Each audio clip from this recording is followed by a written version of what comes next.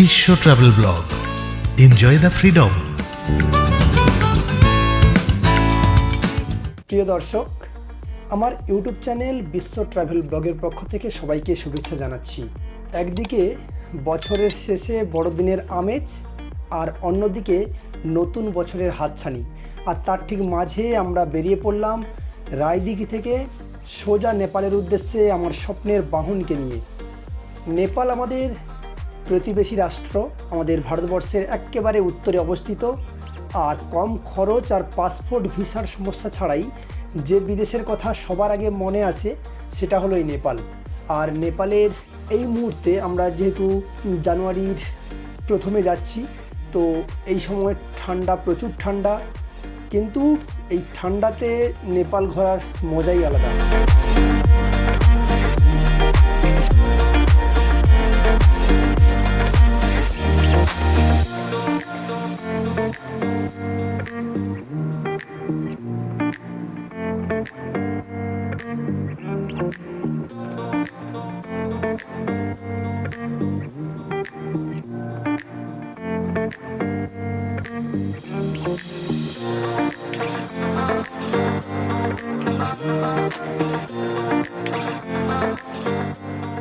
Good morning. আজকের 26শে December 2024 সাল, আর আজ আমি বেরিয়ে পড়েছি আমাদের প্রথম ইন্টারন্যাশনাল বাইক ট্রিপ রায়দিঘি থেকে নেপাল। আর আমার হেলমেটে গোপ্রো মাউন্ট করা হয়ে গেছে, জ্যাকেট সমস্ত সেট আপ করা হয়ে গেছে।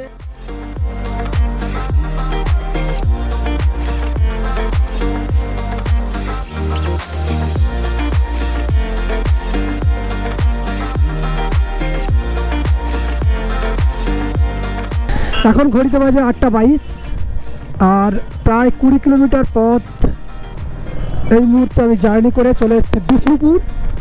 রায়দিঘি থেকে বিষ্ণুপুর। এখন এই ডান দিকে যে রাস্তাটা গেছে এটা জয়নগর হয়ে বারুইপুর হয়ে রোডটা চলে গেছে কলকাতায়, আর আমি এখন বাম দিকের রোডটা ধরলাম, ডায়মন্ডের রোড, যেটা মন্দির বাজার পর্যন্ত গিয়ে ওখান থেকে আমি সংগ্রামপুর হয়ে জুলপিয়া থেকে পাস করব বিদ্যাসাগর সেতুর দিকে।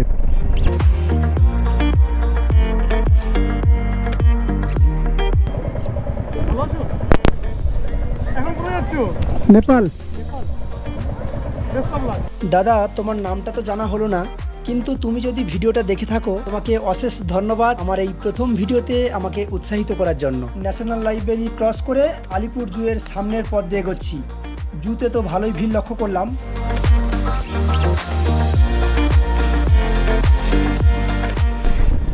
কলকাতা টু নেপাল মোটো ব্লগে আমরা এই মুহূর্তে পার করতে চলেছি আমাদের কলকাতার দ্বিতীয় হুগলি সেতু, বিদ্যাসাগর সেতু। কলকাতার গর্ব বিদ্যাসাগর সেতু, ওদিকে ডান দিকে আছে হাওড়ার ব্রিজ, আর নিচ দিয়ে বয়ে চলেছে গঙ্গা নদী। যেতে যেতে রনিত ভাইয়ের সাথে বিদ্যাসাগর সেতুর ঠিক আগে দেখা হয়ে গেল। রনিত একটু আগেই বেরিয়ে এসেছিল, কলকাতায় কিছু কাজ ছিল বলে। তো এখন দুজন মিলে চললাম নেপাল জয় করতে।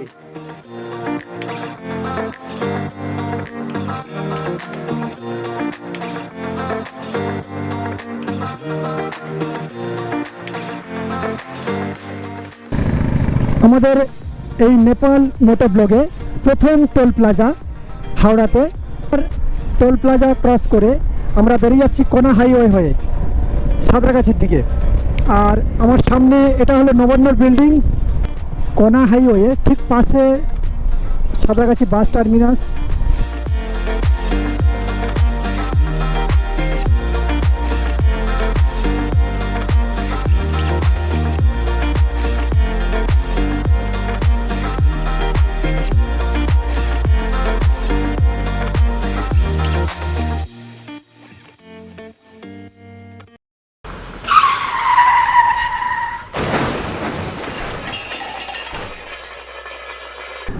দেখুন কিভাবে ওই দিক থেকে একটা লরির সামনে দিয়ে একটা 4 চাকা চলে এসছে, খুব বড় একটা অ্যাক্সিডেন্টের মুখ থেকে বেঁচে গেছে।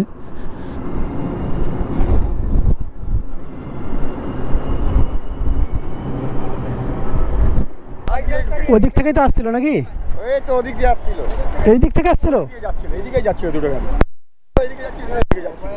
কিন্তু ইনি কি করলো, হাত দিয়ে সঙ্গে সঙ্গে এই মাটি রাস্তা চাইলো, ও কিন্তু পজিশন পাইনি, উনি এদিকে ঢুকে গেল, পুরো ডান দিকে ঢুকে গেল। বন্ধুরা, আমরা একটা বড় অ্যাক্সিডেন্টের হাত থেকে বেঁচে গেলাম। তো চলুন আমরা আমাদের জার্নি কন্টিনিউ করি।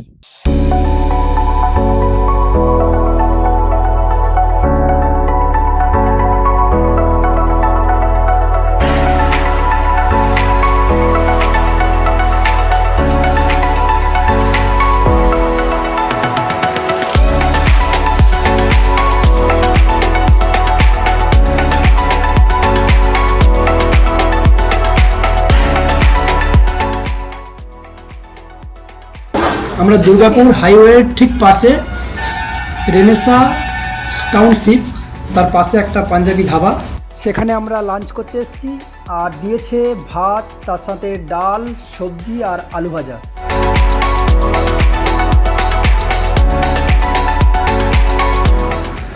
আমরা এখন দাঁড়িয়ে আছি আসানসোল হাইওয়ে, আসানসোলে। আর এখানে আমরা কিছুক্ষণের জন্য দাঁড়ালাম। তো এখন একটা ড্রোন ফুটেজ নেব, কেমন লাগে একবার পাখির চোখে একবার দেখুন।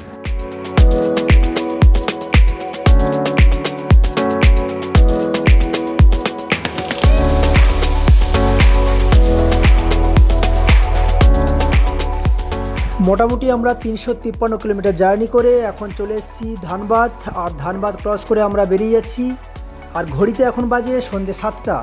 তো রাস্তার সুন্দর আলোয় আলোকিত হয়ে উঠেছে। আর তার সাথে আমরা মোটামুটি 100 স্পিড মেনটেন করে আমরা এগিয়ে চলেছি। 470 কিলোমিটার জার্নি করে এখন আমরা চলে এসেছি ঝাড়খণ্ডের বাড়িতে। আর একেবারে জিটি রোডের পাশে আমরা হোটেল নিয়েছি। আর হোটেলের নাম হলো হোটেল হাইওয়ে ইন। আর এই হোটেলে আজকে আমরা নাইট স্টে করছি।